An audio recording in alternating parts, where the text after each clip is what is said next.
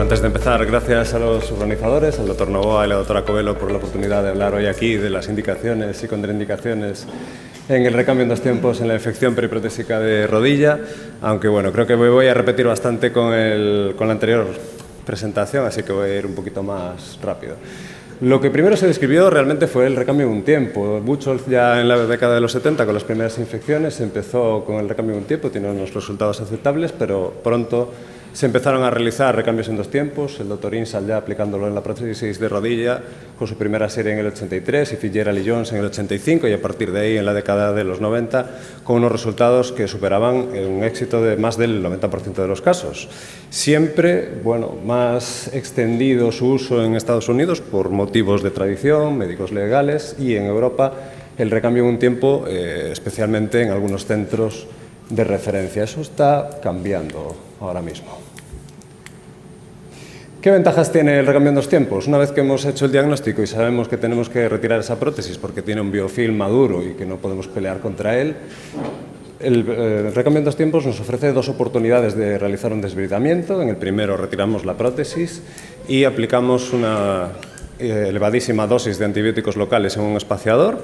Al mismo tiempo le estamos aplicando una terapia de amplio espectro sistémica al paciente y una vez que hemos tenido un diagnóstico más específico de la bacteria que está causando la infección y de su sensibilidad, dar una terapia más dirigida. Además, si esto nos va mal, podemos repetir este tiempo, recambiar el espaciador y después, cuando estemos seguros de que la cosa va bien, avanzar al reimplante de la propia prótesis. Entonces, ningún problema, buenos resultados, es un procedimiento que además nos permite volver atrás si van las cosas mal. ¿Qué pasa con el recambio en 2 tiempos? Pues que se le ha criticado por su mortalidad. Ya la mortalidad solo de la infección protésica es muy elevada, peor que el cáncer de mama y próstata en Estados Unidos. Pero es que además el recambio en 2 tiempos tiene, según nos dijeron en el ICM del 2018, peores tasas de mortalidad en comparación con el recambio en un tiempo. Además, muchos pacientes se someten a 2 cirugías, con lo cual no llegan muchos a reimplantarse la prótesis, bien porque fallecen antes, bien porque médicamente no están lo suficientemente bien como para volver a reimplantarse. Entre un 10 y un 20% no llegan a ponerse la prótesis definitiva otra vez. Además, el impacto psicológico parece mayor en aquellos pacientes en los que se le vuelve a reimplantar la prótesis, pasan largos periodos de tiempo en el hospital, se someten a varias cirugías, más que en el recambio en un tiempo.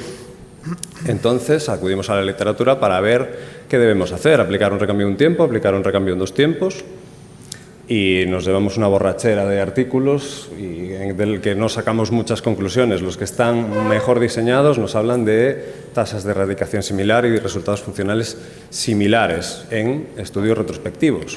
¿Qué pasa? Que es muy difícil hacer estudios prospectivos randomizados en estos casos porque necesitamos unas Ns muy grandes, necesitamos una cantidad de pacientes ingente para poder hacer un buen estudio.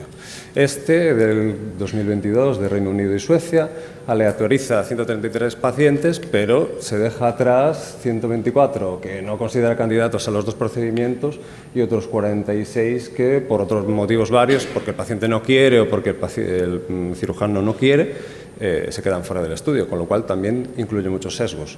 Aún así, nos habla de que los resultados funcionales de recambio en un tiempo son un poquito mejores los primeros 3 meses, pero que después se igualan y que obviamente pues, es mucho más coste eficaz el recambio en un tiempo. Pero no hay diferencias en la erradicación de la infección.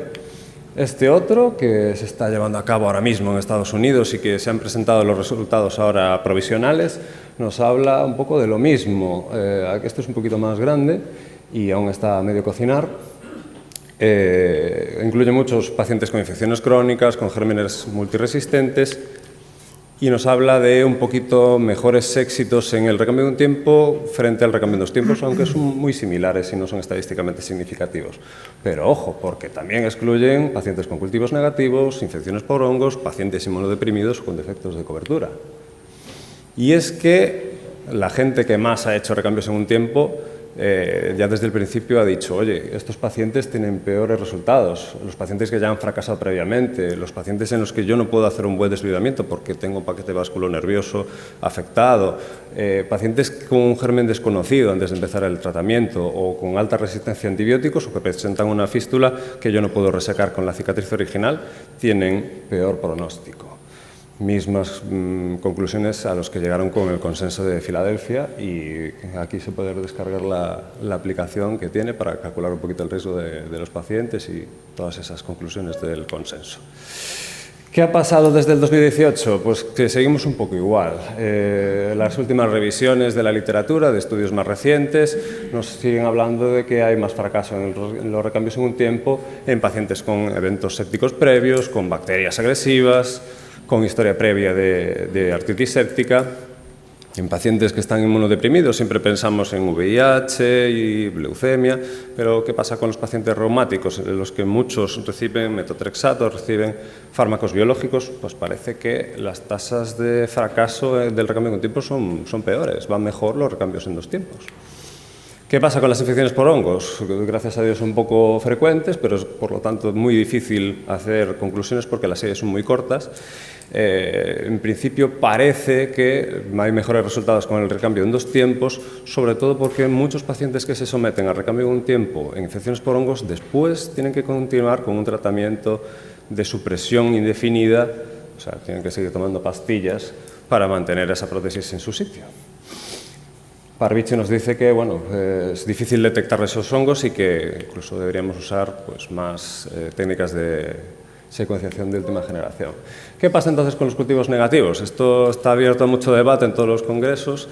Hay muchas series que afirman que el tener un cultivo negativo no te quita la posibilidad de hacer un recambio en un tiempo, pero volvemos otra vez a lo mismo. La gente de la Endoclinic lleva más de 10.000 recambios de prótesis y ellos hablan de más de un 85% de recambios en un tiempo, y el doctor Zitak el otro día nos decía que ellos no se metían nunca en el quirófano sin haber encontrado al bicho primero. Incluso tienen su propio protocolo en el que llegan a hacer biopsia abierta si ven que no han cultivado nada al principio. ¿Qué pasa con los defectos de cobertura y las fístulas? El ICM nos dice que si tenemos estos problemas, hagamos el colgajo ya en el primer tiempo del recambio en 2 tiempos, para que después no esté limitada la fisioterapia cuando le pongamos la prótesis definitiva, aunque también hay series cortas en las que obtienen buenos resultados con fístula y realizando colgajos en un tiempo. ¿Qué pasa si tenemos defectos del mecanismo extensor, hablando específicamente de la rodilla? Pues esto es dramático porque ni siquiera con el cambio en un tiempo ni en 2 tiempos. Aquí las tasas de amputación superan el 50% y ya se habla de la tríada terrible de la prótesis: infección, rotura del mecanismo extensor y defecto de cobertura cutánea, más del 80% de fracasos, mogollón de amputaciones y a lo mejor ya valorar artrodesar o amputar ya de inicio. Entonces parece claro que lo que debemos hacer es seleccionar al paciente. ¿Cómo lo podemos hacer? La clasificación más usada es la de McPherson, que es también la más antigua, del 2002. Divide a los pacientes en 3 grupos, A, B o C, en función de su estado inmunológico y su patología y su comorbilidad, y divide el estado de la articulación en 3 grados, 1, 2 y 3, en función de cómo esté la piel, sobre todo.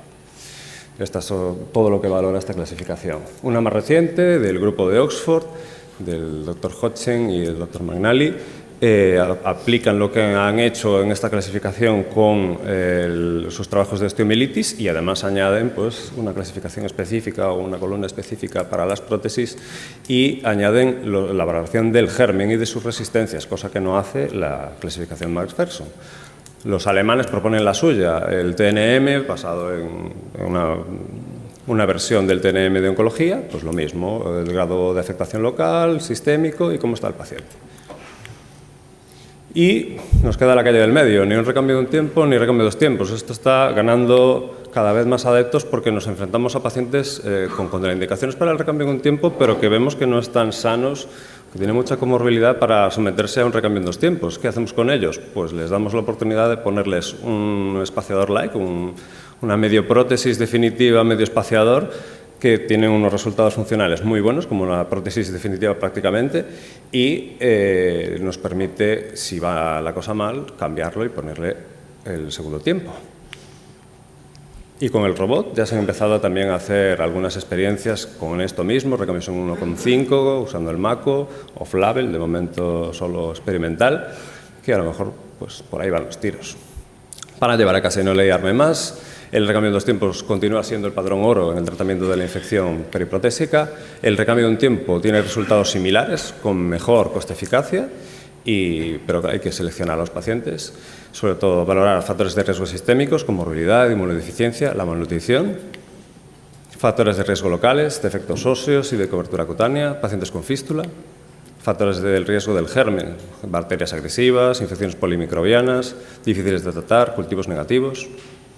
Y también tenemos encima de la mesa los recambios en 1,5. Nos enfrentamos cada vez a pacientes más mayores, con mayor patología, mayor comorbilidad, y esto puede ser una opción para ellos. Y también, sobre todo, tener en cuenta nuestras habilidades y nuestros recursos disponibles. Veremos qué nos dice en el próximo... Aquí, a ver si le damos aquí al enlace. En el próximo consenso en Turquía. Y veremos lo que nos dicen de cómo serán los recambios en el futuro.